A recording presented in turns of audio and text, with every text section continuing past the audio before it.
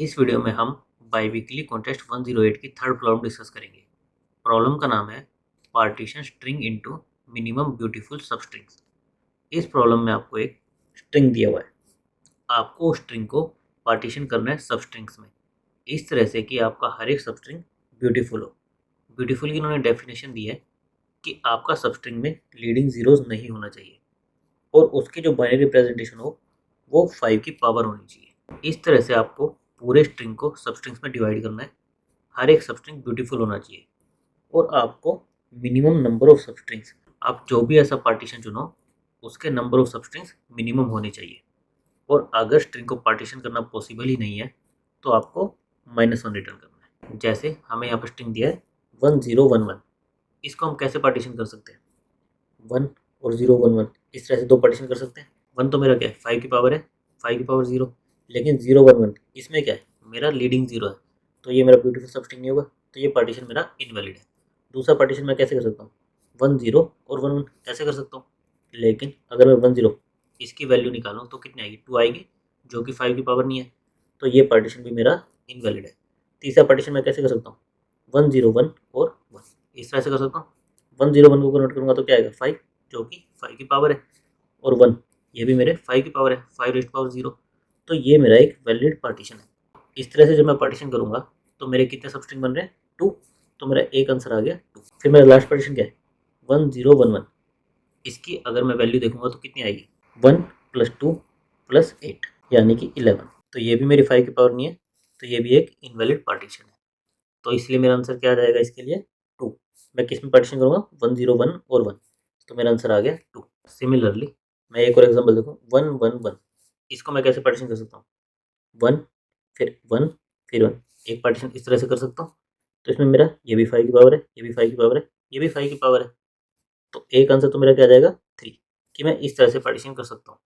दूसरा पार्टीशन मैं क्या सोच सकता हूँ, 1 1 और 1 इस तरह से पार्टीशन कर लूँ, लेकिन ये मेरा कितना बनेगा, 3 बनेगा, जो कि 5 की पावर नहीं है, तो ये एक इनवैलिड पार्टीशन हो गया।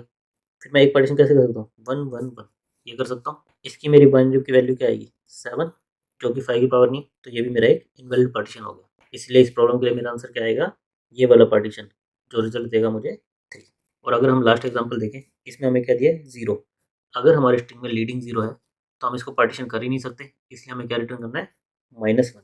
और हमारे कॉन्स्टेंट्स क्या दिए हुए हैं कि हमारी स्ट्रिंग की लेंथ 15 तक हो सकती है, और स्ट्रिंग में केवल 0 या फिर 1 ही होगा। बेसिकली बाइनरी रिप्रेजेंटेशन है, तो केवल 0 या 1 होगा, और हमारी स्ट्रिंग की मैक्सिमम लेंथ कितनी हो सकती है, 15। जब भी हमारे कॉन्स्टेंट इतने स्मॉल हो तो उस केस में हमें सबसे पहले ब्रूट फोर्स अप्रोच ट्राई करनी चाहिए। ब्रूट फोर्स अप्रोच का मतलब क्या है कि हम सारी पॉसिबिलिटीज, बेसिकली हम हर एक पार्टीशन को देखेंगे कि हम यहाँ पर पार्टीशन कर सकते हैं, हम यहाँ पर पार्टीशन कर सकते हैं, हम यहाँ पर पार्टीशन कर सकते हैं, हम हर एक पार्टीशन ट्राई करेंगे। उसके लिए हम क्या कर सकते हैं, एक सिंपल रिकर्सिव फंक्शन लिख सकते हैं जिसके अंदर हम हर एक पॉइंट पर पार्टीशन ट्राई करेंगे। और ब्रूट फोर्स अप्रोच अगर हमारी टीएलई मार रही हो तो हम उसमें ऑप्टिमाइजेशन का स्कोप देख सकते हैं। ऑप्टिमाइजेशन कैसे, अगर हमारी रिपीटेड सब प्रॉब्लम्स हो तो हम उसमें मेमोराइजेशन या फिर डीपी लगा सकते हैं। तो अगर हम इसकी ब्रूट फोर्स अप्रोच की बात करें तो हम क्या कर सकते हैं, सिंपली हम एक रिकर्सिव फंक्शन लिख दें जिसमें हम हर एक पार्टीशन ट्राई करें। जैसे स्टार्टिंग में हमारी स्ट्रिंग क्या है, 1011, इसके सारे पॉसिबल पार्टीशन क्या होंगे, एक होगा 1 कि मैं स्टार्टिंग में पार्टीशन कर दूँ, बचा मेरा स्ट्रिंग क्या, 011। दूसरा पार्टीशन क्या पॉसिबल है, 10 और बचा क्या, 11। तीसरा पार्टीशन क्या पॉसिबल है, 101 और बचा क्या, 1। और चौथा क्या पार्टीशन हो सकता है, 1011। ये पूरा का पूरा स्ट्रिंग।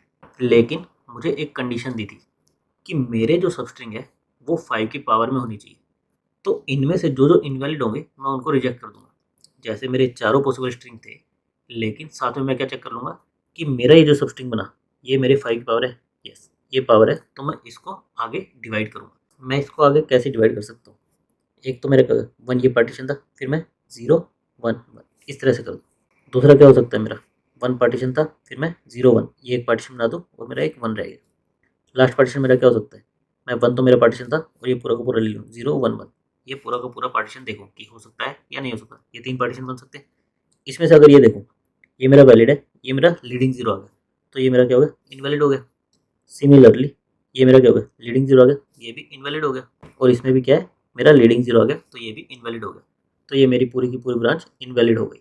मैं आऊँगा यहाँ पर और इससे फिर आगे बढ़ने की कोशिश करूँगा। इस केस में देखो 1 0 इसकी वैल्यू क्या आएगी, 2, जो कि 5 की पावर नहीं है। तो ये भी मेरा इनवैलिड पार्टीशन हो गया। मैं वापस आऊँगा यहाँ पर, इसमें देखूंगा ये मेरा वैल्यू किधर है 5, यानी कि ये एक वैलिड पार्टीशन है। मैं इसको फर्दर देखूंगा। फर्दर में मेरे पास क्या पॉसिबिलिटी है कि मेरा पहला पार्टीशन तो ये हो गया, दूसरा पार्टीशन में एक ही एलिमेंट है तो ये पार्टीशन कर सकता हूँ। ये देखूंगा ये भी 5 की पावर है, यानी कि ये एक वैलिड पार्टीशन है और इसका रिजल्ट कितना आएगा 2। इसको मैं स्टोर कर लूँगा। फिर मैं आऊँगा यहाँ पर लास्ट ब्रांच को एक्सप्लोर करने के लिए। इसका मेरा रिजल्ट कितना आएगा 1 + 2 + 8 11, जो कि मेरे 5 की पावर नहीं है। तो मेरी ये ब्रांच भी इनवैलिड हो गई। मेरी केवल एक वैल्यू ब्रांच आई जिससे मुझे आंसर मिला 2, तो मैं ये आंसर रिटर्न कर दूंगा।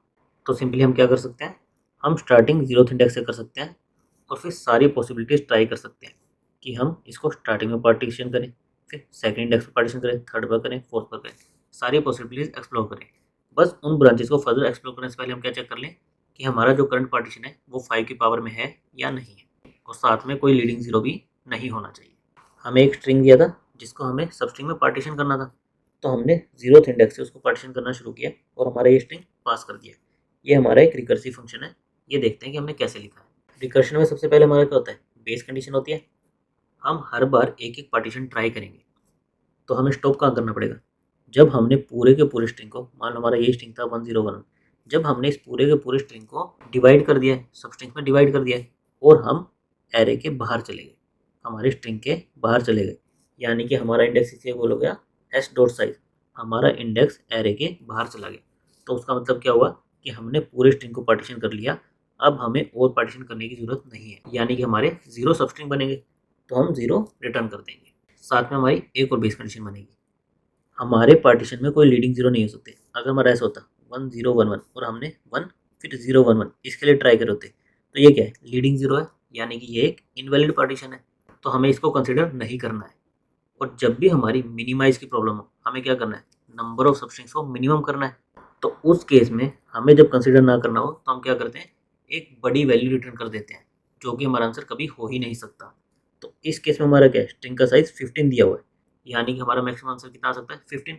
हम अगर सिंगल सिंगल सबस्ट्रिंग में भी डिवाइड करें तो हमारा मैक्सिमम आंसर कितना आएगा 15। तो हम 15 से कोई भी बड़ी वैल्यू रिटर्न कर सकते हैं अगर हमें इस ब्रांच को कंसिडर ना करना हो। तो हमने क्या चुना है कि हम 20 रिटर्न कर देंगे। हम 16 भी रिटर्न कर सकते थे, 15 से बड़ी कोई भी वैल्यू रिटर्न कर सकते थे। क्यों? क्योंकि हमारा एम क्या है, मिनिमाइज करना। तो जिस ब्रांच को हमें कंसिडर नहीं करना उसके कोरस्पॉन्डिंग हम क्या दे देते हैं, एक बड़ी वैल्यू जो कि हमारा आंसर नहीं हो सकती। तो अगर हमारा पार्टीशन 0 से शुरू हो रहा है तो हमें क्या रिटर्न करना है, एक बड़ी वैल्यू। अगर ऐसा नहीं है, ना तो हमारा इंडेक्स बाहर गया है ना ही 0 से शुरू हो रहा है, तो हमें क्या करना है, हमें सारे पॉसिबल पार्टीशन ट्राई करने हैं। हमें यहाँ पर पार्टीशन करना है, हमें यहाँ पर करना है, हमें यहाँ पर करना है, हमें पूरा का पूरा देखना है, हमें सारे के सारे पार्टीशंस को ट्राई करना है। उसके लिए हम क्या करेंगे, जो हमारा करंट इंडेक्स है उससे लेकर जो हमारे स्ट्रिंग का साइज है वहाँ तक का लूप लगा देंगे। हर बार हम एक एलिमेंट को कंसिडर करते जाएंगे। स्टार्टिंग में हम इस 1 को कंसिडर करेंगे, फिर 10 को, फिर 101 को, फिर 1011 को। हम ये चारों के चारों पार्टीशन कंसिडर करेंगे। कंसिडर करने के लिए हमें क्या करना पड़ेगा, जो भी हमारा स्ट्रिंग बनेगा, जैसे 10 बना, हमें इसको इंटीजर में कन्वर्ट करना पड़ेगा, ये चेक करने के लिए कि हमारी 5 की पावर है या नहीं है। तो हम क्या कर रहे हैं, हमने स्टार्टिंग में एक वैल्यू 0 ले ली, फिर जिस भी करेक्टर को हम कंसिडर करेंगे हम उसको इंटीजर में कन्वर्ट कर देंगे। हम किसी भी बाइनरी को इंटीजर में कन्वर्ट कैसे कर सकते हैं, हम इस 1 पे हैं, हम क्या करें, इसको 2 से मल्टीप्लाई कर दें। बेसिकली हमारा क्या होता है, बाइनरी बेस 2 रिप्रेजेंटेशन में होता है। तो जो भी हमारी करंट वैल्यू है, स्टार्टिंग में हमने वैल्यू ले ली 0, इसको 2 से मल्टीप्लाई कर दें, प्लस जो इस पर वैल्यू 1 है तो 1 ऐड करते हैं, 0 है तो 0, प्लस ये वैल्यू हम ऐड कर दें। तो स्टार्टिंग में हमारी वैल्यू इसके लिए क्या हो जाएगी, 1 हो जाएगी। फिर हम इस 0 को कंसिडर करेंगे, 10 इसके कॉरस्पॉन्डिंग क्या होगी, अभी हमारी वैल्यू है 1, हम इसको 2 से मल्टीप्लाई करेंगे और इसमें ये 0 ऐड कर देंगे। अब हमारी वैल्यू हो गई 10 के कॉरस्पॉन्डिंग 2। फिर हमें 101 इसकी वैल्यू निकालनी है, यानी कि 1 की वैल्यू को ऐड करना है। तो हम क्या करेंगे, जो हमारी करंट वैल्यू है 2, इसको 2 से मल्टीप्लाई कर देंगे, प्लस ये जो यहाँ पर है इसको ऐड कर देंगे। तो 101 की कॉरस्पॉन्डिंग हमारी वैल्यू क्या आ जाएगी 5। फिर हमें अब इस 1 को भी ऐड करना है, तो हम क्या करेंगे, 5 × 2 प्लस जो यहाँ पर वैल्यू 1, यानी कि 11। 1011 की कॉरस्पॉन्डिंग हमारी क्या वैल्यू आ गई 11। इस तरह से हम एक एक स्ट्रिंग को ऐड करके उसकी वैल्यू को निकाल सकते हैं। और हमें करना भी क्या है, पहले ये पार्टीशन कंसिडर करना है, फिर ये, फिर ये, फिर ये, इस तरह से हमें पार्टीशन कंसिडर करने हैं। तो हम एक सिंगल लूप के अंदर इस वैल्यू को बार बार अपडेट कर सकते हैं। कैसे, स्टार्टिंग में हमने वैल्यू ले ली 0, फिर हमें ith पोजीशन पर जो करेक्टर है उसको कंसिडर करना है। तो उसके लिए हम क्या करेंगे, बेस 2 है तो जो हमारी करंट वैल्यू है इंटू बेस, हमारा 2 बेस था तो 2 से मल्टीप्लाई करके, प्लस उस पोजीशन पर जो करेक्टर है 1 है तो 1 ऐड हो जाएगा, 0 है तो 0 ऐड हो जाएगा। ये हमारी न्यू वैल्यू आ गई। हम चेक कर लेंगे कि क्या ये वैल्यू हमारी 5 की पावर है या नहीं है। अगर 5 की पावर है तो हम यहाँ पर एक पार्टीशन कर सकते हैं। अगर 5 की पावर नहीं है तो हम पार्टीशन नहीं कर सकते। क्यों? क्योंकि हमारी कंडीशन दी हुई थी कि हमें सबस्ट्रिंग्स में इस तरह से डिवाइड करना है कि हर एक सबस्ट्रिंग 5 की पावर हो। तो अगर 5 की पावर नहीं है तो ये इनवैलिड ब्रांच है, हम आई को एक प्लस प्लस कर देंगे। और अगर ये 5 की पावर है तो यानी कि हम यहाँ पर एक पार्टीशन कर सकते हैं, और कर सकते हैं तो हमें सारे पार्टीशन ट्राई करने हैं, तो हम ये पार्टीशन कर देंगे। पार्टीशन कर देंगे तो हमारा क्या होगा, एक सबस्ट्रिंग बढ़ जाएगा, तो हमने एक ऐड कर दिया, प्लस जहाँ पर हमने पार्टीशन किया उससे नेक्स्ट इंडेक्स से इस रिकर्सिव फंक्शन को फिर से कॉल कर दिया कि बचे हुए स्ट्रिंग को डिवाइड करो, और जो भी हमारा इसका रिजल्ट आएगा उसको हम हमारे आंसर से कंपेयर कर लेंगे और उनका मिनिमम हम स्टोर कर लेंगे। मिनिमम क्यों? क्योंकि हमारी प्रॉब्लम कह रही है कि हमें सबस्ट्रिंग्स को मिनिमाइज करना है, हमें नंबर ऑफ ब्यूटीफुल सबस्ट्रिंग्स को मिनिमाइज करना है। तो इस रिकर्सिव फंक्शन में हम क्या कर रहे हैं, सबसे पहले हमारी बेस कंडीशन है कि हमारा पूरा स्ट्रिंग डिवाइड हो चुका है या नहीं हो चुका। हो चुका है तो यहीं से रिटर्न मार जाओ। सेकंड क्या है, हमारी जो कंडीशन चेक करनी थी कि लीडिंग जीरो से शुरू नहीं हो सकता, अगर ऐसा है तो एक बड़ी वैल्यू रिटर्न कर दो। अदरवाइज सारी की सारी पॉसिबिलिटीज ट्राई करो। सारी पॉसिबिलिटीज कैसे ट्राई करोगे, इंडेक्स से लेकर स्ट्रिंग के साइज तक का लूप लगा दो, जो भी हमारी बाइनरी आ रही है उसको इंटीजर में कन्वर्ट कर लो, चेक कर लो कि वो 5 की पावर है या नहीं है। अगर है तो उस पार्टीशन के साथ आंसर को निकालने की कोशिश कर लो और उसको अपने आंसर से कंपेयर कर लो और उनका मिनिमम स्टोर कर लो और ये वैल्यू रिटर्न कर दो। नाउ ये देख लेते हैं कि 5 की पावर है या नहीं, ये कैसे चेक करते हैं। हम किसी भी नंबर को 5 की पावर कैसे चेक कर सकते हैं, जीरो हमारा किसी की पावर नहीं होता, तो अगर हमारी वैल्यू जीरो है तो सीधा सीधा फॉल्स रिटर्न कर दें कि ये 5 की पावर नहीं है। 5 की पावर जीरो भी क्या होती है आपकी, 1 होती है, यानी 1 से शुरू होगी। तो सबसे पहले हमने जीरो का गैस लगा दिया, अगर हमारी वैल्यू जीरो है तो सीधा सीधा फॉल्स रिटर्न कर दें कि ये 5 की पावर नहीं है। अदरवाइज हमें क्या करना है, जब तक हमारी वैल्यू 5 से डिविजिबल है यानी कि उसका मोड जीरो आएगा तो हम उसको 5 से डिवाइड करते जाएं।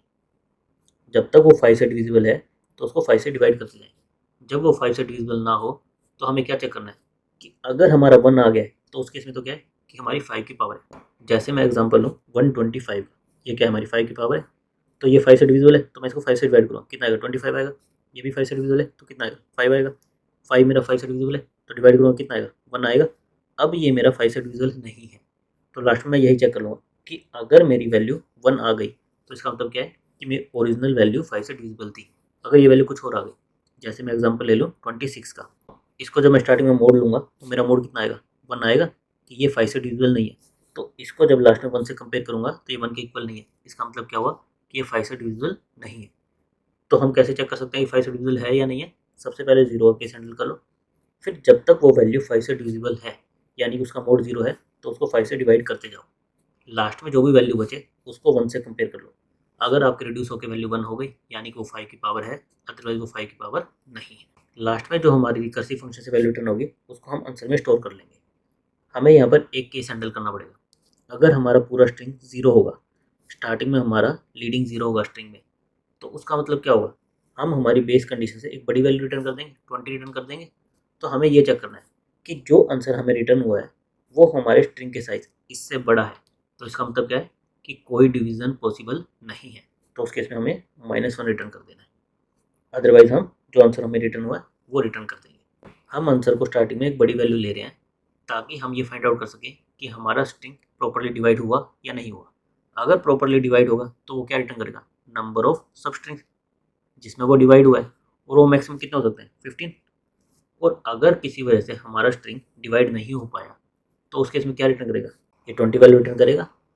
तो वही हम चेक कर रहे हैं कि अगर जो हमारा आंसर रिटर्न हुआ है वो स्ट्रिंग का जो पॉसिबल साइज था, क्योंकि मैक्सिमम आंसर उतना ही हो सकता था, अगर उससे ज़्यादा है तो इसका मतलब क्या है कि हम डिवाइड नहीं कर पाए और हमें -1 रिटर्न करना है, अदरवाइज हमें आंसर रिटर्न करना है।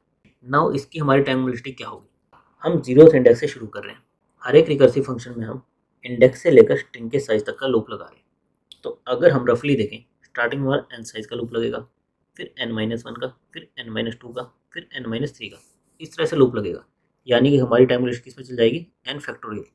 एक्चुअल में इससे काफ़ी लेस जाएगी, लेकिन अगर हम देखें तो हम कह सकते हैं कि हमारी टाइम लिस्ट इस अप्रोच की जाएगी एक्सपोनेंशियल में। और अगर आप इसको सबमिट करोगे तो आपकी प्रॉब्लम एक्सेप्ट हो जाएगी। क्यों एक्सेप्ट हो जाएगी, क्योंकि हमारे कॉन्स्टेंट्स काफ़ी कम है, लेकिन हम इसको ऑप्टिमाइज़ कर सकते हैं। कैसे, अगर आप इसका रिकर्शन ट्री बनाओगे तो आपको इसमें कुछ रिपीटेड सब प्रॉब्लम्स दिखेंगी, और जहाँ पर भी रिपीटेड सब प्रॉब्लम्स हो वहाँ पर हम मेमोराइजेशन या फिर डीपी लगाकर रिकर्शन को ऑप्टिमाइज कर सकते हैं। मैं इसका रिकर्शन ट्री नहीं बना रहा, ये मैं आपके लिए टास्क छोड़ रहा हूँ कि आप कोई बड़ा सा स्ट्रिंग लो और उसका रिकर्शन ट्री बनाकर देखो कि आपकी सब प्रॉब्लम्स रिपीट हो रही है या नहीं हो रही। जब भी हम कोई पार्टीशन टाइप की प्रॉब्लम करते हैं जिसमें हमें स्ट्रिंग को सब स्ट्रिंग्स में डिवाइड करना है, तो हमारी रिपीटेड सब प्रॉब्लम्स आती ही आती हैं। तो हम इस पर आंख बंद करके डीपी लगा सकते हैं। डीपी लगाने के लिए हमें क्या देखना पड़ेगा कि हमारी चेंजिंग स्टेट्स क्या है।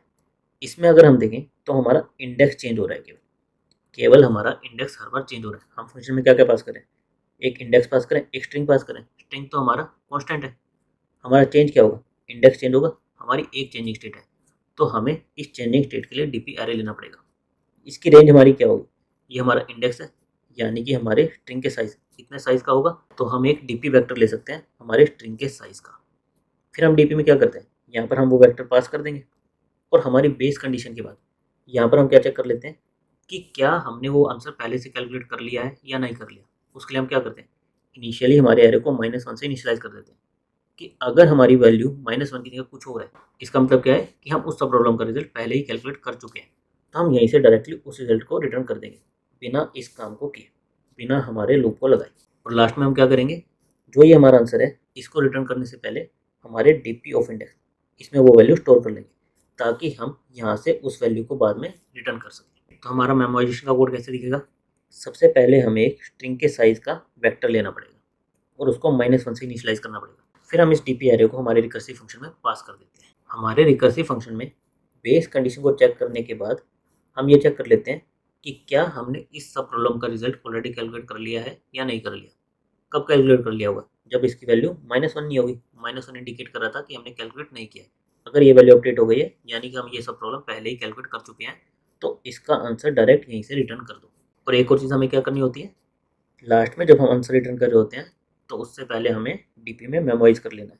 यहाँ पर हमें उसको स्टोर करके रख लेना है, ताकि हम बाद में इसको यहाँ से रिटर्न कर सकें। अब इससे हमारी टाइम कॉम्प्लेक्सिटी कितनी हो जाएगी, अगर हमारे स्ट्रिंग का साइज n है तो हमारे मैक्सिमम कितने सब स्ट्रिंग हो सकते हैं, n स्क्वेयर, यानी कि हमारी इतनी स्टेट्स बनेंगी। तो अब हमारी टाइम कॉम्प्लेक्सिटी किस में आ जाएगी, ऑफ n स्क्वेयर में।